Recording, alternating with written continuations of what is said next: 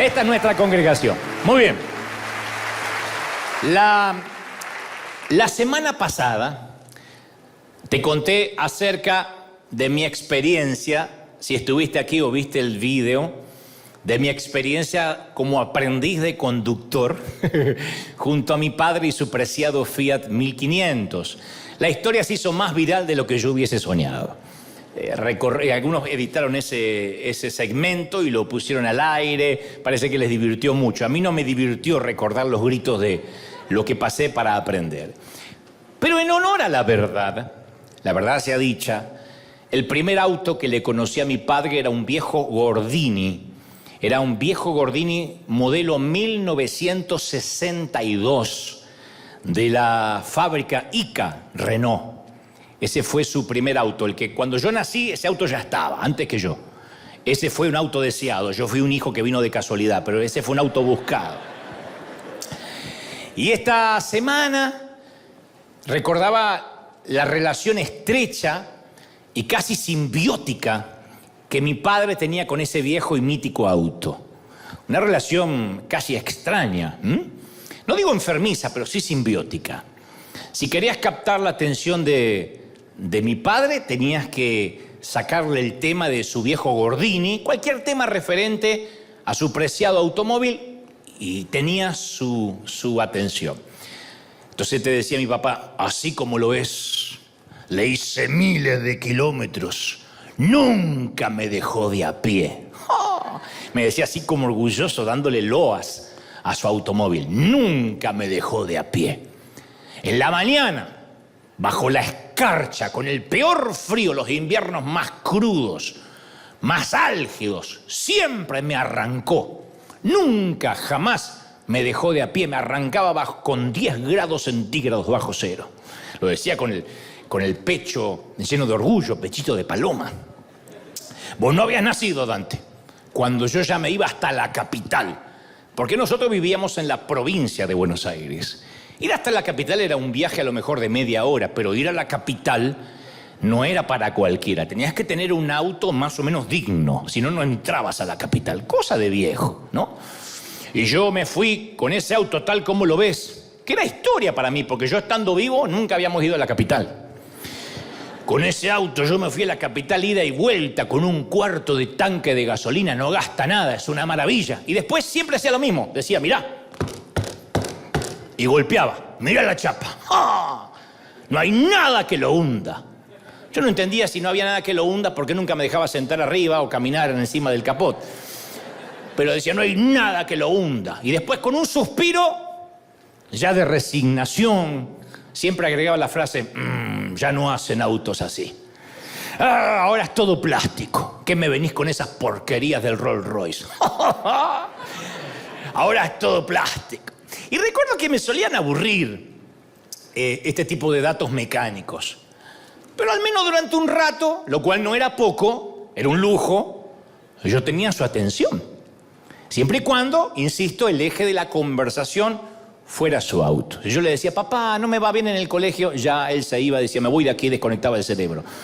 Pero si el eje de la conversación era el Renault Gordini, tenía su atención. Yo tendría unos 8 años. 8 añitos cuando descubrí que no es fácil deshacer esos nudos a nivel visceral que se forman en el alma de un hombre cuando ha dependido de su auto para ir a trabajar bajo las peores condiciones climáticas, ¿no? Se hacen lazos entre el hombre y la máquina que se suelen fortalecer únicamente, insisto, a través de situaciones muy difíciles y a veces son compromisos que perduran mucho. El hecho que el auto nunca lo había dejado a pie, a mi papá, había forjado un vínculo fuerte en su corazón. Estarán pensando, pero qué materialista. No, mi papá no era necesariamente materialista, tendría otros defectos, pero no ese. El auto era su herramienta de trabajo, su modo de vida. Sin el auto era imposible pensar en ir a trabajar a la carpintería a las 5 de la madrugada, porque tenía que tomar 3 autobuses, colectivos se dice en Argentina, así que el auto era sus pies, sus manos, una extensión de su dignidad. Entonces el país podía hacerse comunista, La esposa podía encontrar a otro hombre, los hijos podrían transformarse en delincuentes, pero los conductores veteranos como mi padre sabían que siempre podían contar con su viejo y fiel auto, siempre. Y vivimos en un mundo en el que este tipo de fidelidades, aunque parezcan absurdas o triviales o nimias, vivimos en un mundo que este tipo de fidelidades son casi una aberración, un desatino. Hoy en día nadie se aferra a nadie y mucho menos a algo. Yo creo que en los próximos 20 años este tipo de fidelidad que te conté de mi papá va a ser encontrada únicamente en los museos. Porque aún los contratos actuales, con copias por cuadruplicado, ante notario público, con abogados, redactando lo que dice el contrato, se pueden ignorar o se pueden deshacer como si nunca se hubiesen firmado. Los futbolistas que conocimos de chicos que jugaban por amor a la camiseta, cambian de equipo, apenas aparece un empresario que le hace un fichaje de más dinero. Los pastores, como promedio, decía una estadística que leía esta semana, que abandonan sus iglesias después de 4 años, alegando que Dios les cambió el llamado, dejando a la Grey sin papá, sin un pastor, sin nadie al timón. Entonces es abismante cuán desleal ha llegado a ser nuestra sociedad. Yo te cuento el ejemplo de mi papá, que parece irrisorio, hasta ridículo, absurdo, pero así eran las fidelidades antes con las cosas que tenían que durar, con la ropa que se heredaba de los hermanos. No había eso de lo devuelvo, lo tiro, no me sirve. A todo había que ser de alguna manera fiel. Pero hoy en día los sociólogos describen a esta sociedad como la generación que quiere mantener abiertas todas las opciones sin comprometerse demasiado. Sí lo sabrán las chicas, ¿no? Que hay un montón de hombres que quieren relaciones, pero no comprometerse mucho. Y esto es porque el mundo está cambiando, no es lo mismo. Y no digo que todo tiempo pasado fue mejor, digo que muchas cosas cambiaron para mejor, algunas, y muchas otras para peor. Y esto tiene que ver con un cambio constante. Hasta el plasmiferio, hasta el mapa mundi cambió de manera literal. No voy a insultar tu inteligencia, pero yo no sé cuánto fue la última vez que te detuviste a mirar un globo terráqueo. ¿Se acuerdan que las maestras antes tenían un globo terráqueo en el pupitre, donde enseñaban, y íbamos y nos quedábamos allí un ratito mirando la frontera, los mapas, los países más remotos que jamás íbamos a conocer en persona? Yo debo confesar que hace mucho que no veía un mapa mundi, un plasmiferio, hace años, pero lo volví a ver hace poco y ya no conocía nada. Cambió todo. Desde el cambio de las fronteras alemanas, polacas, la caída del muro de Berlín, la desaparición de la Unión Soviética, del bloque soviético, pasando por la reunificación de Alemania. No conocía nada. El mapa mundi cambió. ¿Cómo no va a cambiar tu marido si el mapa mundi cambió? Descubrí que hay nuevos países. Yo no sé si sabían que había nuevos países. Perdonen mi ignorancia, pero yo no sabía que había nuevos países. Sudán del Sur no existía cuando yo era chico. Kosovo, yo había escuchado de Kosovo, pero yo no sabía que que había sido una provincia serbia, hace poco declaró su independencia. Es el país más joven de Europa. Kosovo es el país más joven de todo el viejo continente. Serbia y Montenegro, que más o menos por el fútbol los empezamos a conocer, de la península balcánica, que era parte de la vieja Yugoslavia. Son independientes desde el 2006. O sea que antes del 2006 no existían. Timor Oriental. ¿Alguien sabe que hay un país llamado Timor Oriental? Si te querés escapar de los acreedores, Timor Oriental. No hay ni cómo mandar cartas. Palaos. Eritrea. La nación más aislada es Eritrea del planeta, que pertenece al Cuerno de África. Eritrea. Yo no sabía que existía. Eslovaquia, Bosnia-Herzegovina. ¿Algún día Bosnia-Herzegovina va a ir al Mundial? Ahí están los bosnienses herzegovinos pateando directamente al arco. No rueda más la pelota. Turkmenistán. Yo no sabía.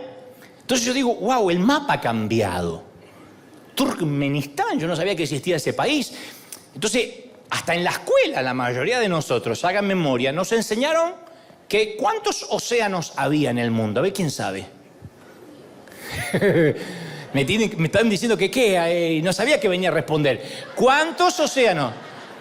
Dicen 5. Yo siempre aprendí que eran 4. Perdón, debo ser muy ignorante, yo hace mucho que no veía. Pero para mí estaba, me lo aprendí de memoria. Así como las preposiciones. ¿Se acuerdan las preposiciones? A, ante, bajo, cabe, con, contra, desde, entre, hacia, hasta, para, por, según, sin, sobre, tras. No sirven para nada, pero las aprendí. Yo sabía los 4 océanos. El Índico, el Pacífico, el Atlántico y el Ártico. Yo siempre sabía que eran 4 océanos. Me saqué un 10 con los 4 océanos. Y ahora las lecciones de geografía incluyen el océano Austral, que lo descubrió o lo incluyó en los mapas la National Geographic. Yo no tenía la menor idea. Me enteré hace poco que la National Geographic, aparte, hace mapas desde 1915. Yo no sabía. Mi mamá hacía mapas, no la National Geographic. Entonces, vivimos en un mundo sin fronteras definidas. ¿Le echaste una ojeada a un libro de astronomía? En los últimos 10 años, lo que se ha descubierto en el planeta en los últimos 10 años dejarían obsoleto cualquier cosa que hayas leído, porque hay nuevos satélites orbitando en derredor de la Tierra. Y todo lo que aprendiste es obsoleto. Para aquellos que no se sentían ignorantes, ya te estoy haciendo sentir así, obsoleto. Yo leía que hay nuevos 6 exoplanetas con órbitas rítmicas que se descubrieron. Cuando yo iba a la escuela, apenas se hablaba de la constelación Centauro. Hoy descubrieron todos los planetas que integran esa constelación.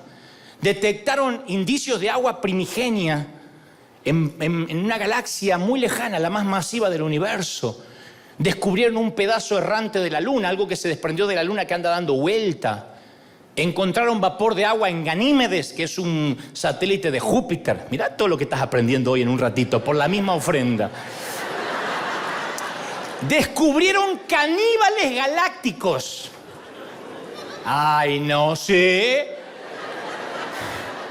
No son zombies que andan así, sino son galaxias más grandes que se roban el gas molecular de las galaxias más pequeñas. Entonces le dicen que son galaxias caníbales. Entonces, contra este telón de fondo, nada más para darte un paneo general que ha cambiado el mundo, el universo, el conocimiento se desactualiza tan pronto como se escribe. Sale el libro, cuando lo vas a comprar ya está desactualizado. Entonces, insisto, contra este telón de fondo, además de una humanidad que huye de los compromisos como la peor peste, nos cuesta horrores, con este panorama, creer que Dios sigue siendo igual. Creer que Dios no cambia. Si cambia el mapamundi, se le agregan océanos al mundo, descubren nuevas lunas, ¿cómo Dios va a seguir siendo el mismo? Claro, uno ha escuchado muchas veces que la fidelidad de Dios sobrevive a todas las edades y a todas las eras. Lo que Dios dijo para nosotros miles de años atrás es tan cierto hoy como lo era en aquel entonces, no ha cambiado. Y esa seguridad inmutable nos proporciona una roca firme en un mundo que cambia todo el tiempo, en un mundo lleno de incertidumbre. No obstante, hagan memoria, si no, ¿cuántas veces en la vida nos pasamos horas preguntándonos cuándo Dios nos dejará de amar o cuándo nos dejará de bendecir? Insisto, me sorprende mucho la gente del otro lado que me dice: ay, no dejes de decir que Dios me ama porque lo olvido, porque se me va, porque lo doy por sentado. Yo digo, ¿de verdad? ¿Por qué creemos que Dios en algún momento nos deja de amar? Nos deja de bendecir. Bueno, vuelvo a lo que decía recién, porque estamos en un mundo de poca fidelidad, de poca lealtad. Durante los últimos años yo he consolado a padres que han perdido un hijo, que es una de las cosas más duras que a uno le tocan como ministro, como líder. He ayudado a algunas parejas a superar crisis emocionales. He sostenido la mano de alguien que se estaba yendo, partiendo la eternidad, con una metástasis en todo el cuerpo, con cáncer, con leucemia. Pero ¿sabés qué es lo que más recuerdo? Y Dios no me deja mentir. Es la charla con un chiquito de 12 años que una vez quiso hablar conmigo. Nos encontramos en un hotel en ese entonces donde hacíamos nuestras reuniones, porque no teníamos todavía este edificio. Había pasado sus primeros 9 años viviendo en la calle, hasta que el Estado se hizo cargo de él y había devenido en un hogar para menores. De allí había pasado por unas 8 o 10 familias. Si la memoria no me falla, casi una decena de familias, más de una decena de familias que lo habían llevado a prueba con la idea de adoptarlo. Si no se adaptaba a los hermanos, al padre, supuesto padre o supuesta mamá, entonces lo devolvían otra vez. Y lo habían rechazado tantas veces porque aparentemente era un chico con serios problemas de carácter, algunos problemas cognitivos. Lo habían rechazado tantas veces que se había vuelto cauteloso, reservado, casi furtivo. Y cuando hablaba conmigo lo hacía con una voz medio bajita, como si fuera un adulto. No parecía un nene de 12. Y me enteré que había vivido en varias casas, pero nunca había tenido un hogar. Que había estado con distintas familias, pero nunca se sintió miembro de esas familias. Entonces tenía el rostro ensombrecido, consternado. Y yo pude ver la tensión en la forma en que apretaba su mandíbula cuando hablaba. Porque hablaba, insisto, en un tono bajo. Parecía esas voces de hombre adulto fumador. Pero era evidente que dentro de él había emociones que estaban empezando a hervir. Y me dijo en un momento: estoy harto de que la gente crea que soy una cosa. Harto. Me tiran de allá para acá y yo prefiero volver a la calle. Porque por lo menos un lugar fijo antes de andar en casa en casa. Este chiquilín de 12 añitos se sentía perdido en una tormenta de cambios. Perdido. Claro, porque tan pronto como le parecía que estaba echando raíces en una casa, era arrancado de ahí porque no se llevaban bien con él, porque el nene no se adaptaban sus padres adoptivos y lo trataban de plantar en otro sitio. Entonces cambiaba de escuela, cambiaba de barrio, cambiaba la casa y cambiaba a sus padres.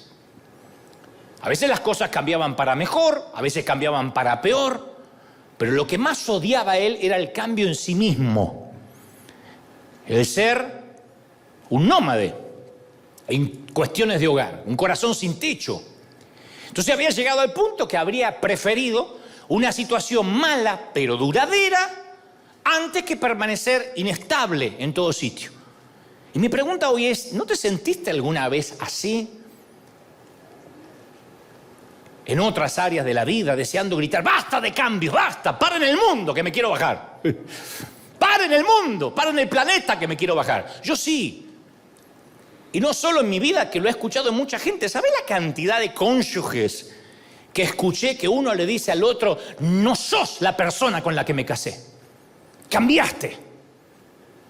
No eres cariñoso. No eres cariñosa. Me dijiste que sabías cocinar. Estoy harto de tortilla.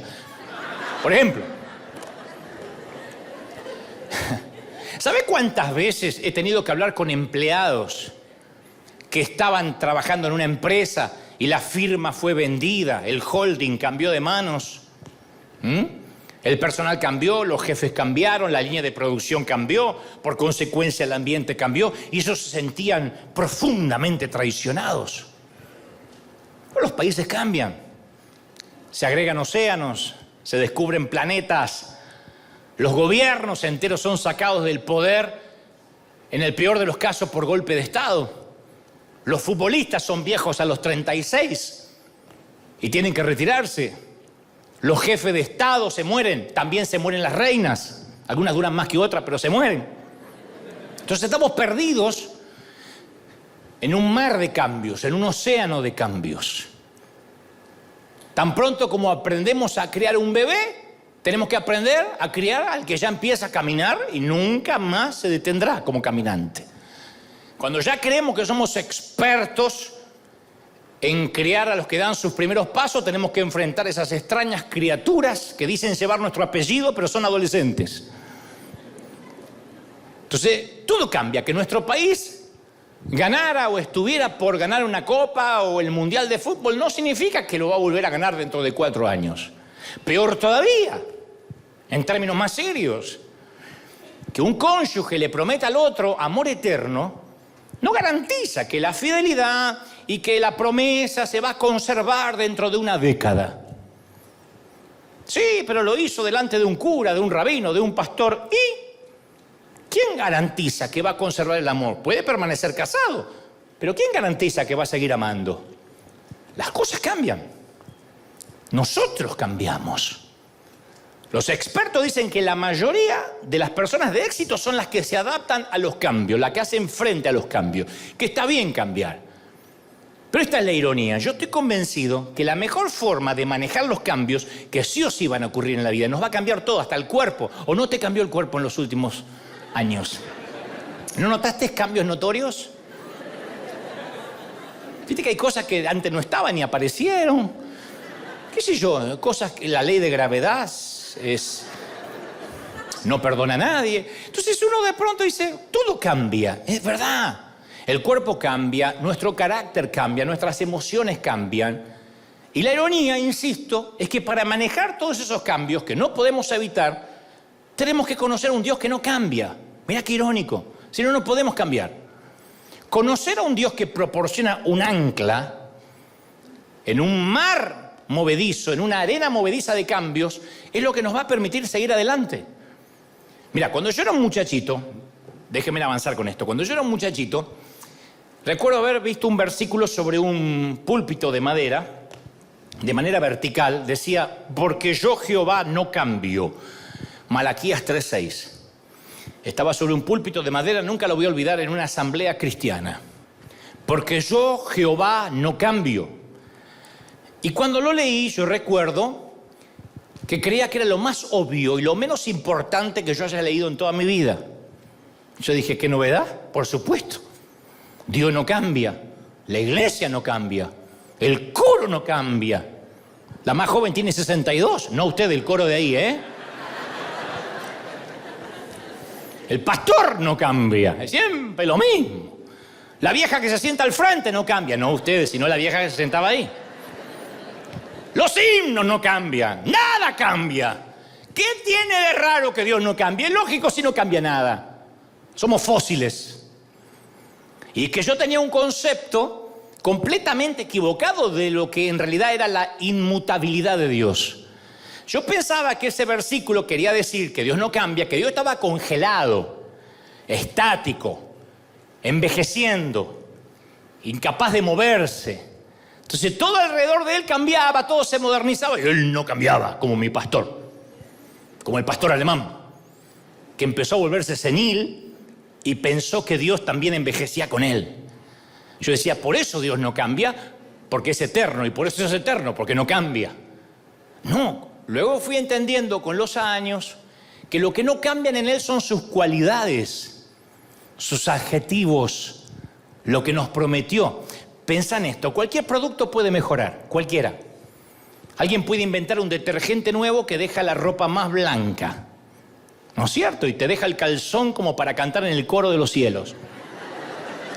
Puede mejorar el cereal de tu desayuno. Alguien le puede agregar más vitaminas, más fibra, lo puede hacer más crujiente. Pero ¿cómo podría Dios mejorar su omnisciencia? El que lo sabe todo. ¿Cómo lo podría mejorar? ¿Cómo Dios podría mejorar su omnipotencia, que todo lo puede? ¿Cómo lo puede mejorar? ¿Cómo Dios podría mejorar su fidelidad?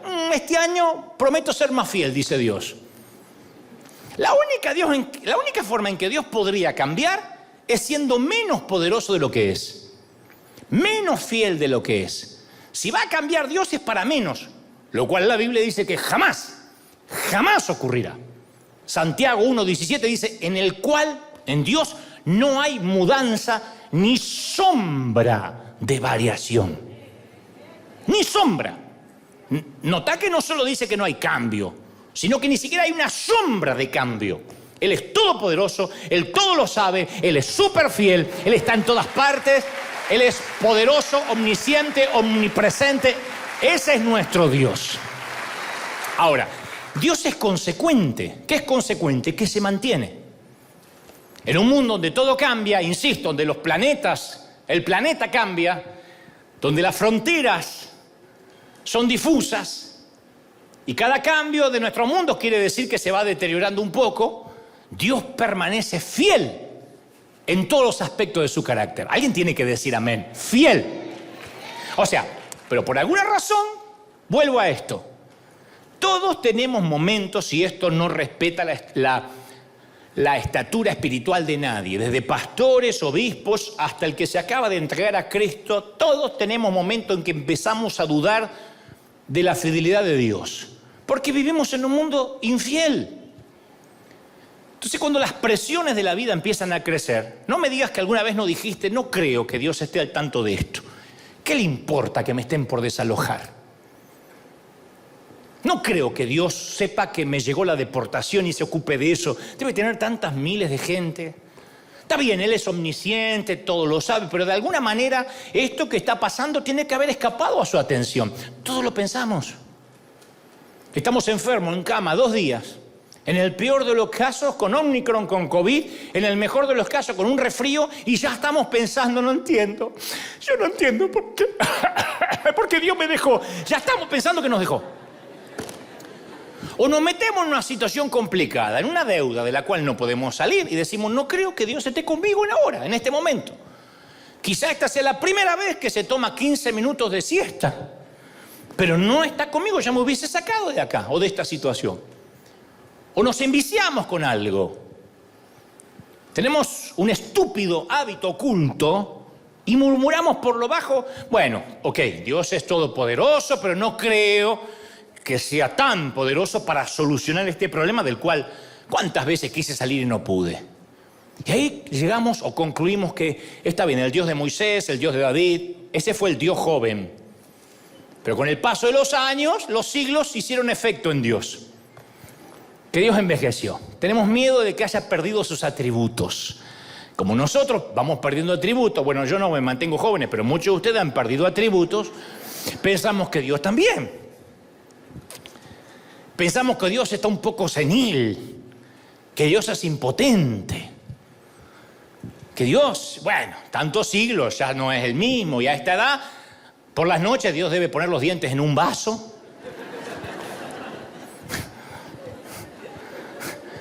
¿Por qué nos identificamos con Dios, no? Me voy a lavar los dientes, vieja, ya que va, lavame los míos.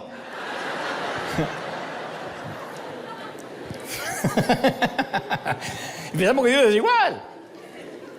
Pero Dios clama a través del profeta Malaquías 3:6 y dice, pero yo Jehová no cambio, no cambio. Entonces, así como algunos encuentran en esa declaración inmutable de Dios, en esa naturaleza inmutable de Dios, un alivio, decía, qué bueno que Dios no cambia. Otros, que gracias a Dios no pasa durante este servicio, sino en el otro, desean que Dios se haya ablandado con los años. Algunos los tranquiliza saber que Dios no cambia, otros los intranquiliza. Dice, yo preferiría que Dios se ablande. Creen que Dios ya es abuelo y le agarró el viejazo. Viste que los abuelos se comportan diferente a los padres. El abuelo consiente más. El abuelo, ¿qué te dice? Déjale comer los dulces al niño, ¿qué le va a pasar? Pero mamá, está por comer la comida, un dulce, no se va a morir. La misma vieja que te arrancaba las nalgas de un chanclazo cuando comías dulce y eras chica, ahora lo consiente el nieto. Ahora es la Madre Teresa, fue Satanás 30 años, ahora es la Madre Teresa.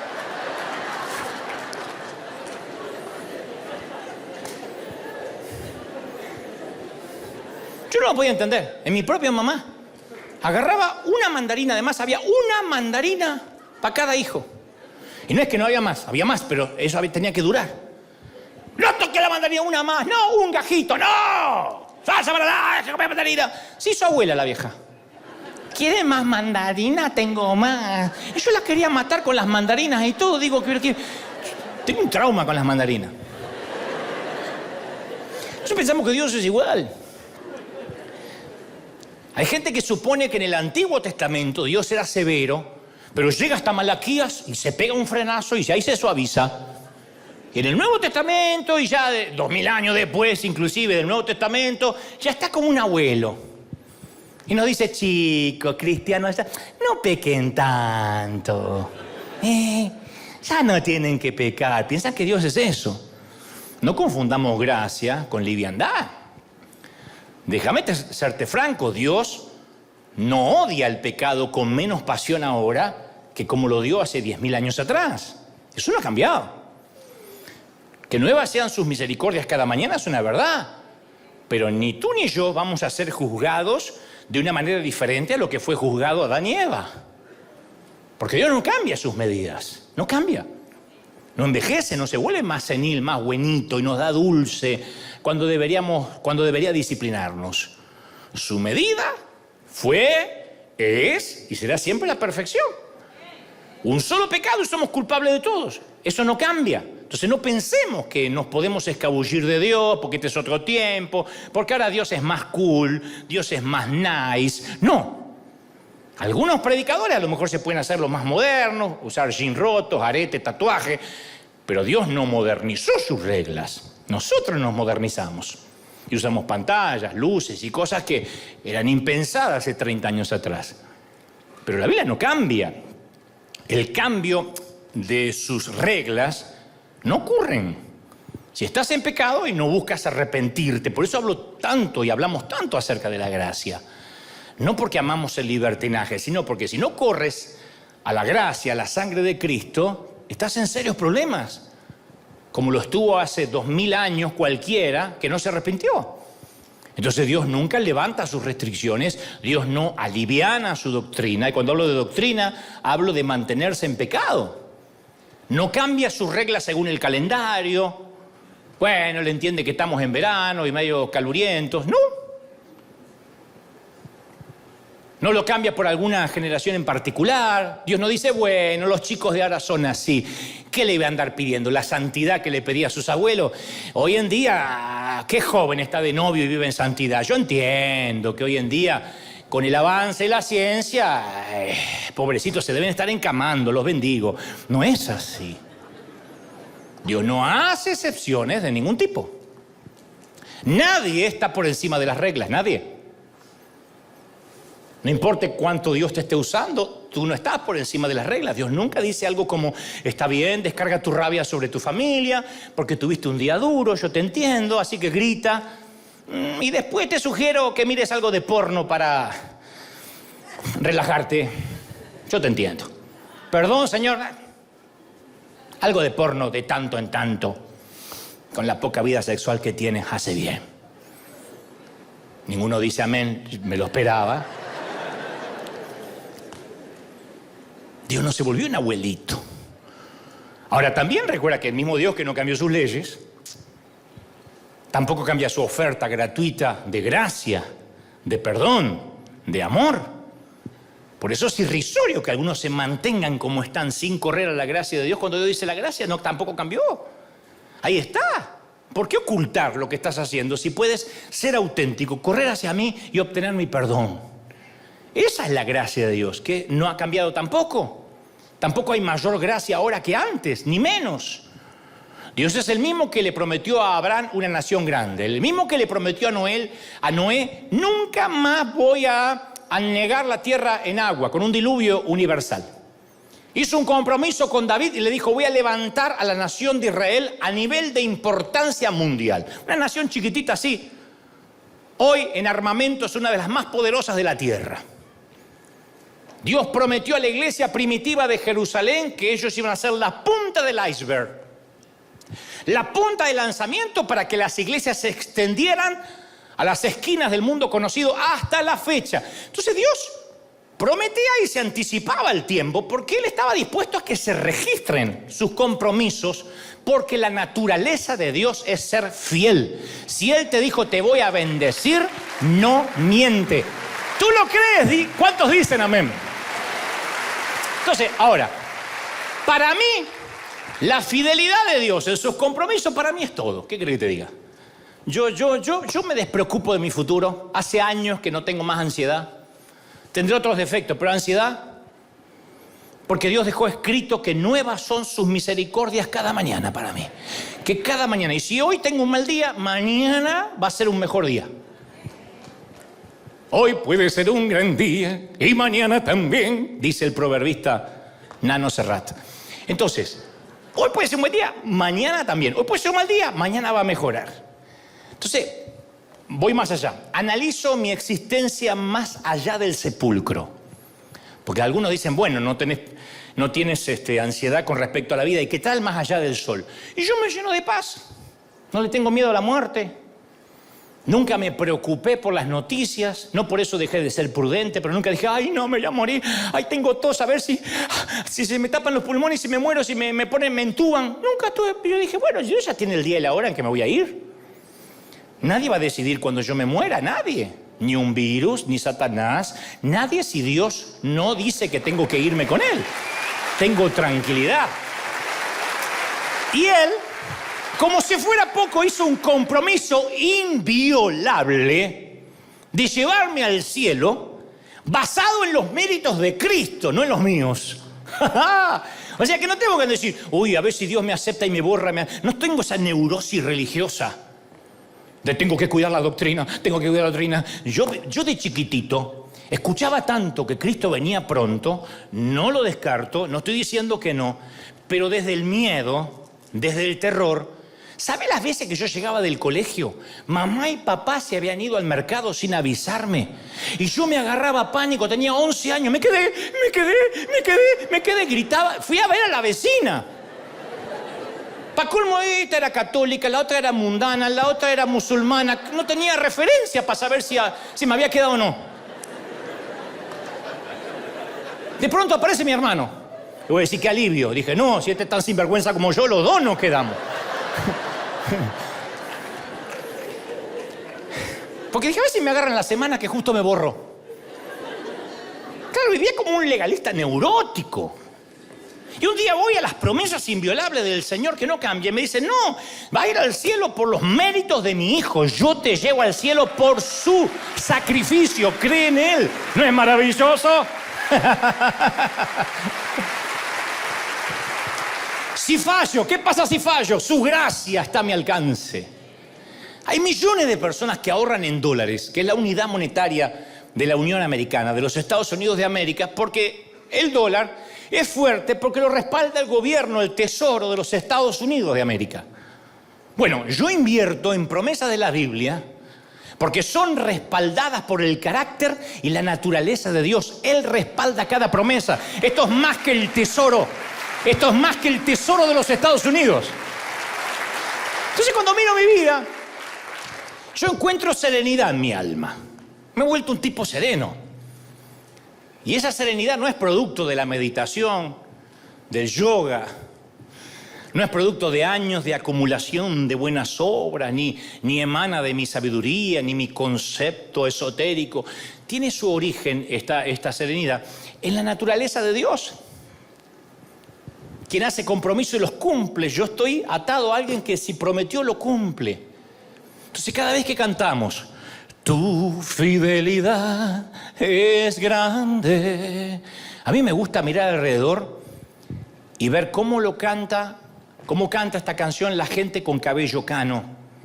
La gente canosa, la gente adulta, los que no tienen cabello.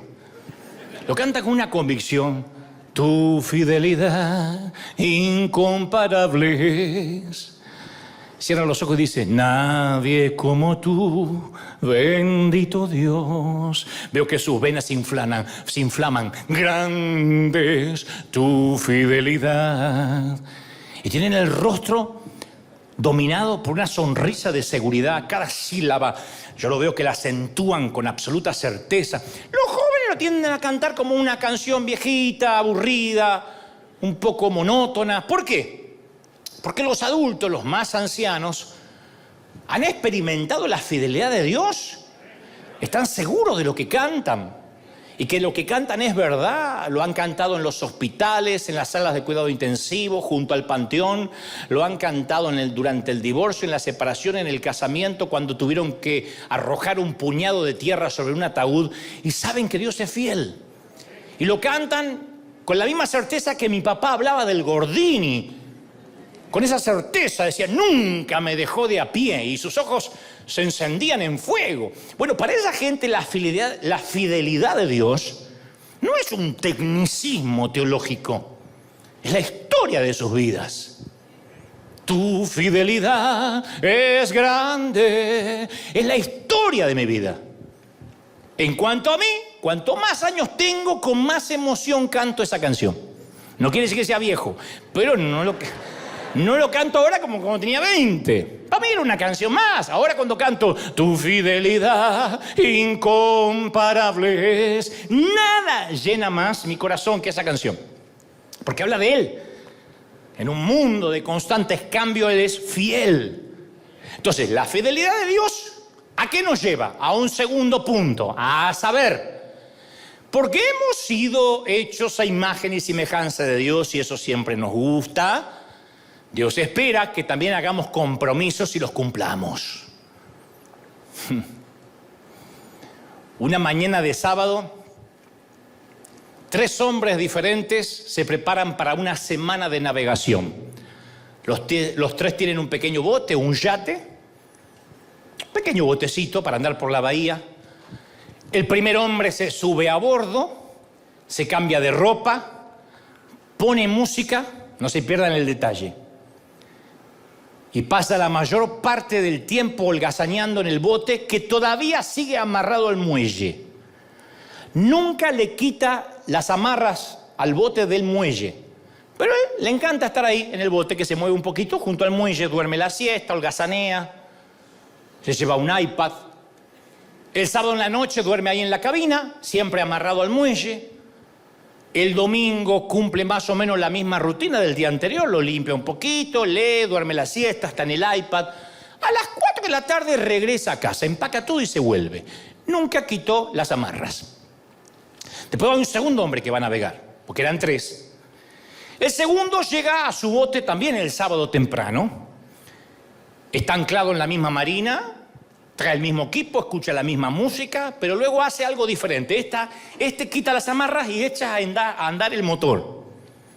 Suelta las amarras, sale del embarcadero, navega por la bahía, que es donde están estacionados, aparcados los otros botes. Pasa una hora mirando, chusmeando los otros botes. No sale de la bahía y tira el ancla para cocinar la cena. Esa misma noche se aventura hasta el rompeolas, que es el espigón, o lo que llaman también la escollera, esa estructura costera, que si es transitable se le llama malecón. Va hasta ahí, pero no cruza el mar abierto, le da una mirada y regresa y duerme en el bote. El tercero llega al bote el sábado temprano también, lleva sus cosas a bordo, sale del embarcadero y directo, va recto a la ribera. Pone proa a mar afuera, iza las velas y cuando el viento las infla, apaga el motor y entra a mar abierto. Y escucha el tipo cómo las velas resisten al viento y al agua rugiendo cuando son cortadas por el casco. Siente cómo se levanta, cómo se encrespan las olas y sigue avanzando hasta que pierde de vista la tierra. Y pasa toda la noche, es un viejo lobo de mar. Pasa toda la noche en el océano, a pesar del movimiento del bote. Y vuelve el domingo a la noche de navegar. El lunes a la mañana se le pregunta a los 3 hombres, ¿qué hicieron el fin de semana? Y cada uno va a decir, salí a navegar. Ahora, ¿los 3 hicieron lo mismo? Técnicamente los 3 salieron a navegar, ¿correcto? Los 3 salieron a navegar. La misma analogía tiene que ver con nuestros compromisos. Hay aquí gente que se compromete con Dios, pero nunca tiene intención de abandonar el muelle, la autonomía ni la independencia. Y a mí como pastor me consta. Yo antes intentaba cambiarlos, ahora me di cuenta que es parte de la semilla que no caerá en buena tierra por mucho que lo intente. Y no digo que sea gente mundana, carnal, no, gente que no está dispuesta nunca a soltar las amarras del bote. Les gusta estar anclados al muelle. Juegan a simular que son cristianos. Se dejan ver en la iglesia un par de veces al mes, dejan caer un billete de $5 en la ofrenda. Bueno, pongo 5 esta vez porque ando dador y ponen 5. Se esfuerzan por lucir religiosos, pero nunca quitan las amarras del bote, nunca. Los he visto a lo largo y a lo ancho de mi vida. Siempre se las arreglan para mantener una conexión con la playa. Siempre. Son casi cristianos. Para cristiano le falta, para mundano le sobra, o viceversa. Saben demasiado de lo que pasa adentro para considerarlos inconversos. pero no saben lo suficiente como para considerarlos cristianos comprometidos. El segundo quizás haga un compromiso más profundo. El segundo, siguiendo con la analogía de los navegantes. El segundo está dispuesto a dar una vuelta por la bahía, por el puerto de la espiritualidad, pero nunca irá más allá como para perder de vista la tierra. Nunca se aventurará a los mares profundos de un compromiso con Dios. Nunca. Estos, a diferencia de los primeros, asisten todos los domingos a la iglesia. A veces se ofrecen como voluntarios de alguna tarea. Están dispuestos a dar una vuelta por la bahía, pero nunca llegan a mar abierto. Nunca. Saben cómo son los otros botes, chusmean bastante, pero nunca sabrán lo que es una relación profunda y plena con Dios.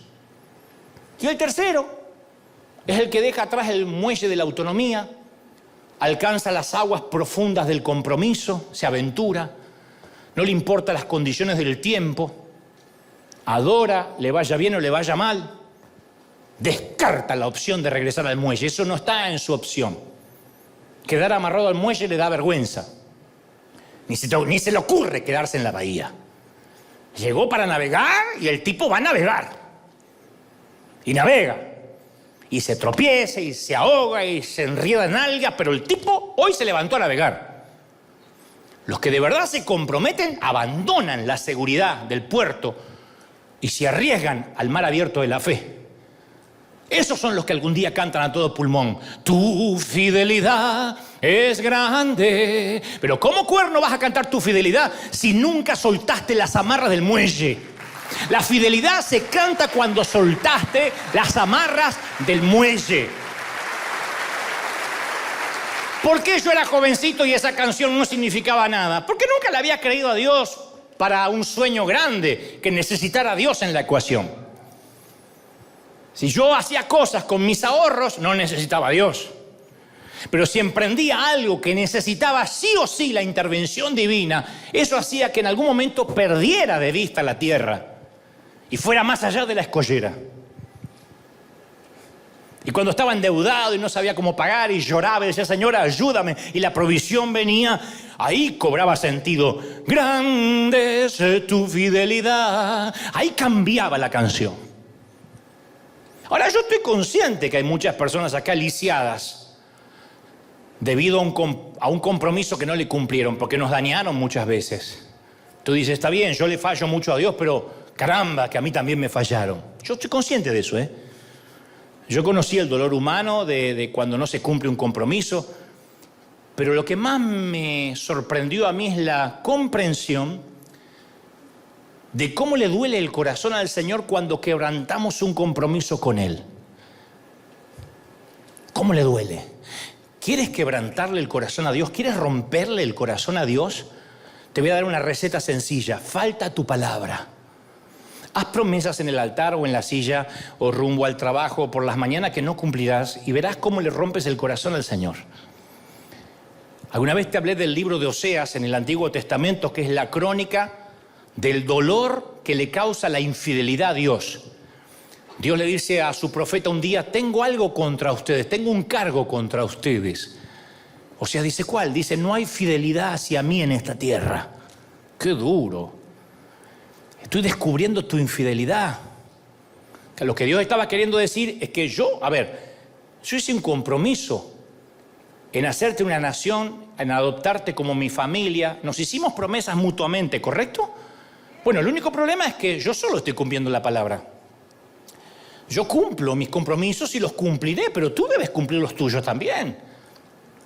Entonces Dios, para dramatizar cuán herido estaba en su corazón, le instruye a Oseas, la historia la voy a contar muy rápida, le dice a Oseas que haga una de las cosas más extrañas jamás pedidas por Dios en la Biblia. Le dice, ve a la zona roja, busca una prostituta, una mujer que cobre por los favores sexuales dispensados a los hombres y cásate con ella. Le pide a Oseas que comparta su cama con una mujer que es el vivo retrato de la infidelidad. La infidelidad exacerbada, glorificada. ¿Cuántos votos se habrán roto en la cama de esa mujer? ¿Cuántas familias quedaron destruidas en sus brazos? Pero Oseas, obediente, va, se le declara a la prostituta llamada Gomer, le ofrece honor, dignidad y que sea su esposa. Y a medida que los años pasan, Oseas no solo le da su casa, su dinero, sino que también le termina dando el corazón. Termina siendo una buena mujer. El matrimonio parece marchar bien hasta que un día él llega a su hogar y Oseas ve que está vacía. Los niños están solos, mamá no aparece por ninguna parte. Una historia real. De algún modo Oseas sabe dónde está su esposa, pero no quiere admitirlo. Sale de su casa y regresa a la zona roja donde alguna vez fue y pensó que jamás regresaría. Y ahí la ve, en los brazos de otro hombre, llevándola a una casa de prostitución. Oseas está destruido. Piensa, ¿qué le puede dar este tipo que yo no le pueda dar? ¿Qué? Si ella quería más dinero, ¿por qué no me lo pidió? Si quería amor, ¿no eran mis brazos mejores que los de un extraño? Pero la historia no termina acá. Dios le habla y le dice, quiero que vuelvas a la zona roja, busques al proxeneta de Gomer, le hagas una oferta, la compres y la traigas de regreso a casa. Habla con el explotador y que te la venda. Oseas dice, ella ya barrió el piso con mi corazón. Y para ser sincero, si lo rompe por segunda vez, no lo voy a soportar. ¿Sabes qué le dijo Dios? Ahora sabes cómo me siento. Yo le dije a mi pueblo, seré su Dios, los amaré, cuidaré de ustedes, los limpié de la mugre, siempre estaré cerca, los haré fuertes, y mira cómo me han tratado. Oseas, tienes el corazón destrozado porque alguien a quien tú amabas no cumplió sus compromisos contigo, ella violó tu confianza, ¿no es cierto? Bueno, yo he recibido millares de esos golpes arteros y taimados. Mi corazón está acribillado con las balas de la infidelidad de los que cantan tu fidelidad el domingo y el lunes lo pisotean. Y todos hemos sido Gomer ante Dios. Nos sentamos en la iglesia y decimos, Señor, voy a dejar ese pecado, voy a dar ese paso que estás esperando que dé, te prometo que lo haré. El tiempo pasa, meses más tarde nos damos cuenta que no hemos dejado de hacer lo que dijimos que no haríamos y que no hemos empezado a hacer lo que prometimos que haríamos. Entonces cuando yo leo a Oseas me doy cuenta que mi desobediencia, mi infidelidad no enoja a Dios, lo deja sin respiración, le rompe el corazón. Porque Él sufre por tu y por mi infidelidad. Somos la sociedad de los infieles. Tú, yo, todos somos infieles. El gato maulla, el perro ladra, la suegra molesta y nosotros somos infieles. Es parte de la naturaleza. Y entonces estás preguntándote, ¿y qué quiere Dios de mí? A ver, me hace sentir muy mal. ¿Cómo hago para dejar de ser infiel? Es cierto. ¿Cómo hago? Bueno, tengo la solución. Los dioses del antiguo mundo pagano responderían, dame tu primogénito, quémalo en una pira. Los dioses de otras religiones podrían responder, sigue las reglas, tienes 500 leyes para seguir. Pero te diré lo que dice mi Dios y tu Dios. ¿Quieres ser fiel?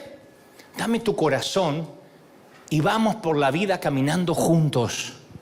Sin esfuerzo, dame tu corazón, cree que te perdoné y dame tu mano, camina junto conmigo. Alguien tiene que creerlo, díganme amén. En el siglo VIII, antes de Cristo, empezó la gente a preguntarse, ¿qué quiere Dios de nosotros? Así como ustedes o como yo hoy. Y empezaron a considerar varias posibilidades. Y en medio de la confusión, Dios levantó un profeta llamado Miqueas, que como parte de su enseñanza recogió esos interrogantes extraviados en Israel y luego escribe muy atinadamente en Miqueas 6:6, dice, ¿con qué me presentaré ante Jehová y adoraré al Dios Altísimo? ¿Con qué?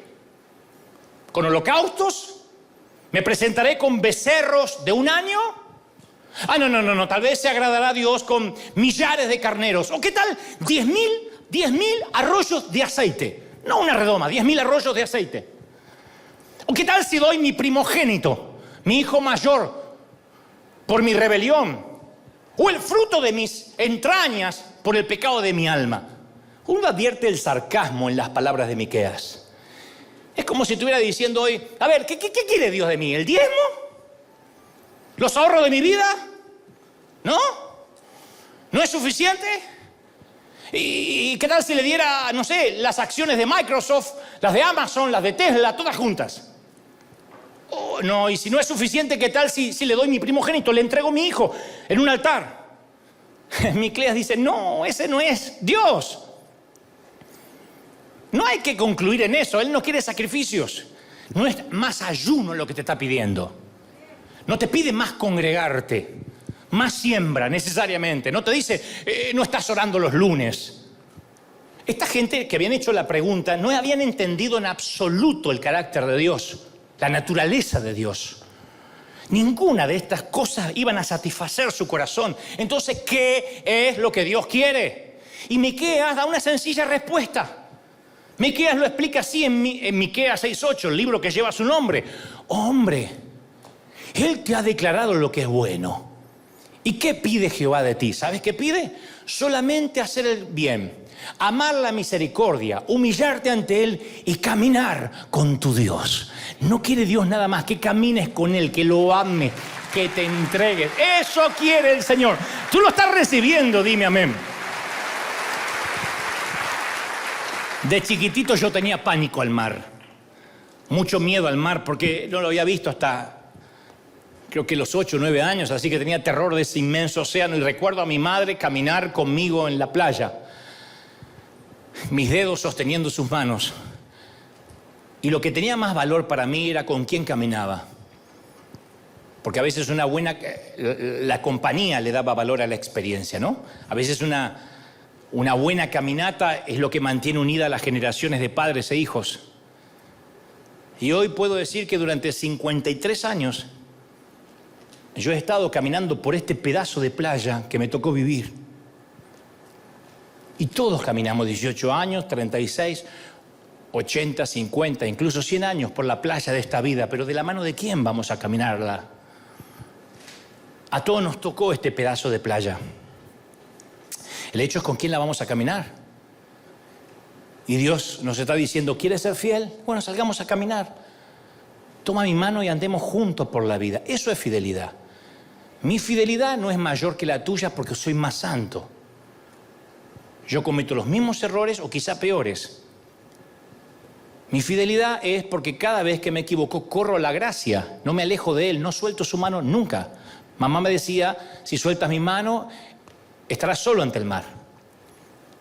Han pasado los años, mi madre ya no está, no es el mismo mar, no es la misma playa, pero el consejo ha quedado grabado en mi corazón. Yo no debo soltar su mano, pase lo que pase. Haga lo peor, me equivoque. Caminar con Dios no significa orar durante horas o vivir cantando alabanzas. Es estar conectado. Haga lo que haga, pase lo que pase. Las cosas se van a poner feas allá afuera. No te sueltes. Hazme ese favor, hazte ese favor.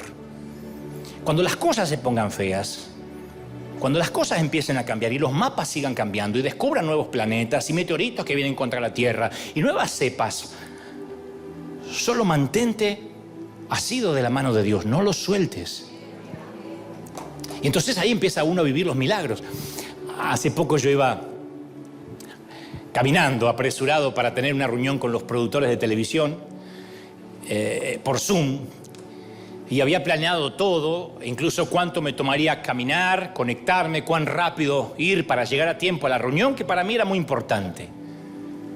Y a medio camino veo a alguien de nuestros empleados, que omitiré quién es, porque obviamente no afecta a la línea del relato, no es necesario saber quién, que estaba haciendo su trabajo, pero se veía ofuscado, se veía como aturdido.